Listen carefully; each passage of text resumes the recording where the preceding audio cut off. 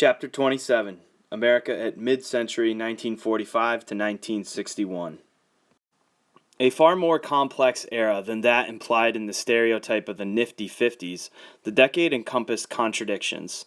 Although mightier than any nation had ever been, and basking in a level of material comfort previously unknown in world history, many Americans felt uneasiness as the Cold War continued and prosperity brought unsettling changes. As no one else in the post-war period, Jackie Robinson personified the accelerating momentum of the struggle against racial discrimination that emerged from the Second World War.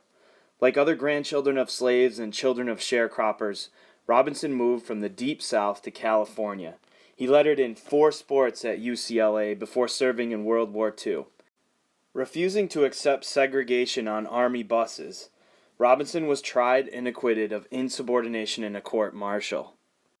After being honorably discharged, Robinson briefly played in the Negro Baseball League before accepting the 1945 offer of Branch Rickey, general manager of the Brooklyn Dodgers organization, to play for their farm club in Montreal. Although intensely proud of himself and his race, Robinson agreed to Rickey's condition that he not respond to the abuse he would face. "I want a ball player with enough guts not to fight back." Robinson did not.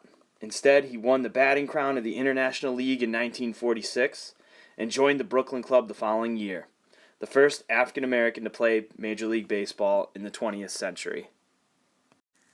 Booming prosperity made the 1950s a period of abundance without historical precedent. Government expenditures were a major source of the nation's growth and economic well-being. Government-sponsored scientific and technical research and development brought many technological breakthroughs. The new computer industry began to revolutionize the operations of the military, medicine, and the private spheres. Research corridors such as California's Silicon Valley or North Carolina's Research Triangle and the groundwork of what would one day become the Internet emerged from this rapid period of growth and development. The long-term trend in the growth of big business accelerated. Changes in American agriculture paralleled those in American industry. Heavily capitalized big farm businesses employed sophisticated mechanical and chemical techniques to increase productivity. Few, however, understood the environmental consequences of this growth. Though little was done to curtail such damage in the face of unprecedented economic growth, these consequences would begin to come to public attention with the publication of Rachel Carson's Silent Spring, seen by many as a watershed event in the modern environmental movement.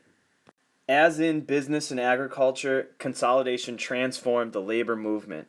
The AFL and the CIO merged, but the movement would not recapture its old militancy. Most unionized Americans, now complacent, earned decent wages and pensions. After the war, Americans grabbed for the good life, whether that meant jiving to a jukebox, trying some fast food at the first McDonald's at San Bernardino, California, or celebrating Thanksgiving, as this couple in Joliet, Illinois does with their 16 children. The Cold War also stimulated an enormous boom in defense spending. By mid-century, more than half the federal budget, about 10% of the gross national product, went to defense contractors like Douglas Aircraft, pictured here, which helped the economy of the South and the West to flourish. This picture shows ENIAC, the electronic, numerical, integrator, and computer. The co-conceiver and designer of ENIAC, Dr. John W. Mauchly of the University of Pennsylvania's School of Electrical Engineering, publicly unveiled the first general-purpose electronic computer in February of 1946. This picture is of Rachel Carson, the mother of modern ecology. Carson exposed the dangers of pesticides to animal and human life in her 1962 bestseller, Silent Spring, an enormously influential work that helped redefine the way humans look at their place in nature. The post-war years also saw a fundamental transformation of American agriculture. While the small family farmer joined the rural exodus to the cities, large farms prospered. The prosperous American public sought to satisfy its desire for goods and services. Private indebtedness ballooned as the use of the credit card joined installment buying, home mortgages, and auto loans. The exodus of white Americans to the suburbs grew along with the movement from north to south and from east to west. Disaffected intellectuals criticized the conformity and consumerism of Americans, and especially of middle-class suburbanites. The baby boom expanded the nation's educational system, made child rearing a preeminent concern, and reinforced the prevailing attitudes against women in the workplace and for the ideology of domesticity. Despite these attitudes, increasing numbers of women went to work in the decades ahead, dramatically altering the character of the American workplace and beginning to push equal rights toward the forefront of the ongoing debate on U.S. civil rights. So too did the cloistered housewives and working women of the 1950s lead to a feminist resurgence as their daughters came of age in the late 1960s. American culture at mid-century seemed wide and broad, but not deep. The quest for security and rootedness stimulated a renewed interest in religion, but the intensity of religious belief diminished for many. Education stressed adjustment and well-roundedness. The movies reflected decreased concern for social issues and glorified material success and romantic love. Television developed with astonishing rapidity, quickly overcoming movies to become the American medium of choice. While early television was experimental and sophisticated, even controversial, to appeal to its small, self-selecting, upper-middle-class audience, as prices dropped and conservatism and fears of communism spread, television became a beacon of conformity and acceptable middle-class values. Youth culture became a focus of public attention as adolescents experienced cultural restiveness. The media thrived on accounts of juvenile delinquency. Young people passionately embraced the new music, rock and roll, and the youth culture that accompanied it. Some educated college-aged youth applauded a group of nonconformist writers known as the Beats, who scorned the competition and materialism of adult middle-class society. In the 15 years following World War II, more than 40 million Americans migrated to the suburbs, where, as one father put it, a kid could grow up with grass stains on his pants. Over the same period, 14 of the 15 largest U.S. cities lost population. Touted as the largest public works project in the history of the world, the Highway Act provided for the nation's first centrally planned transportation system and the construction of a national system of high-speed expressways.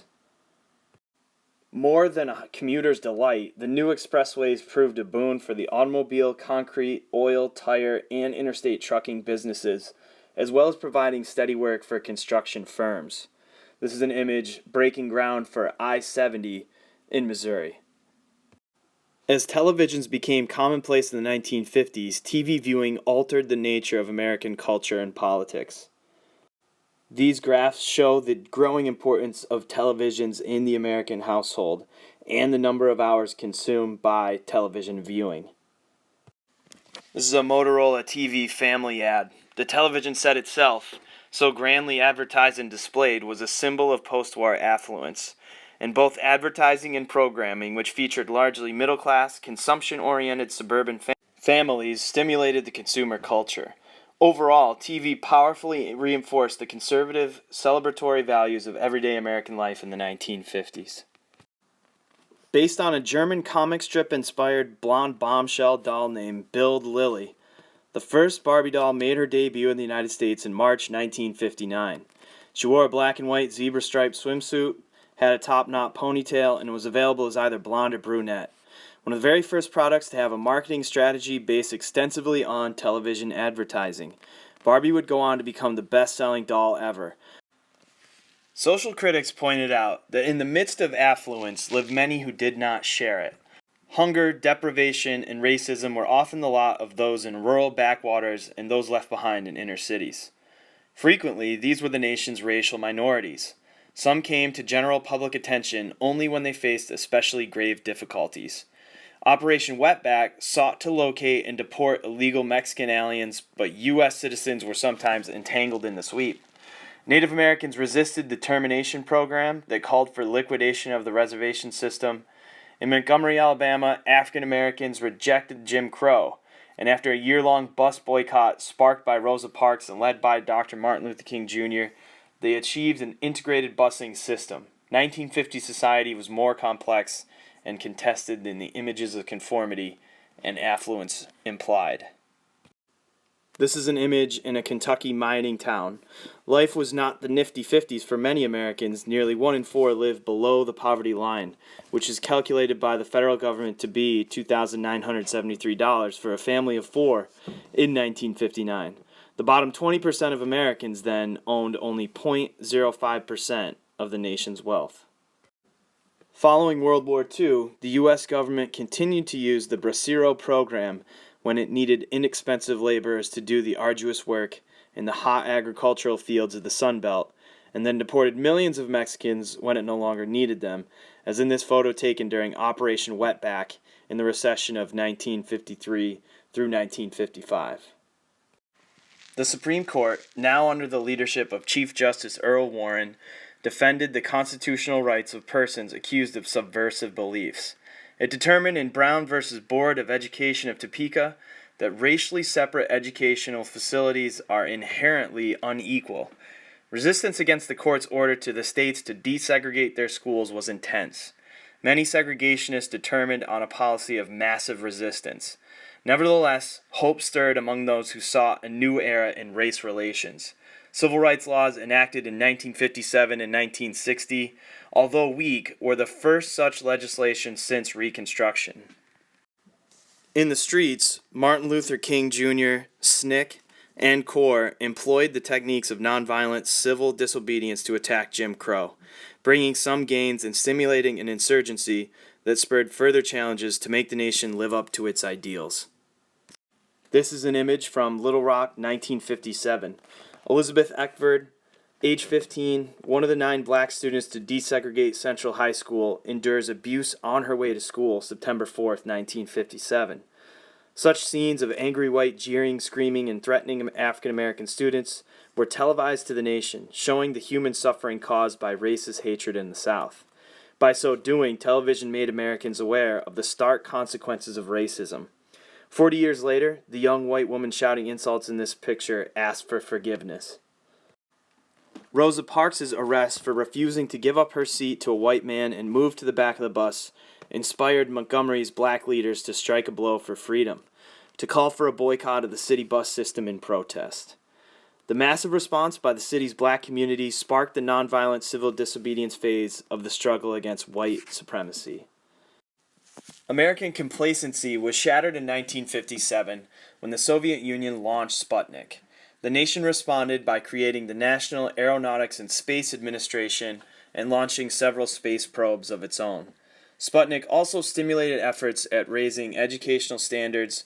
Congress passed the National Defense Education Act and poured millions into an educational effort to improve U.S. ability to compete in the war.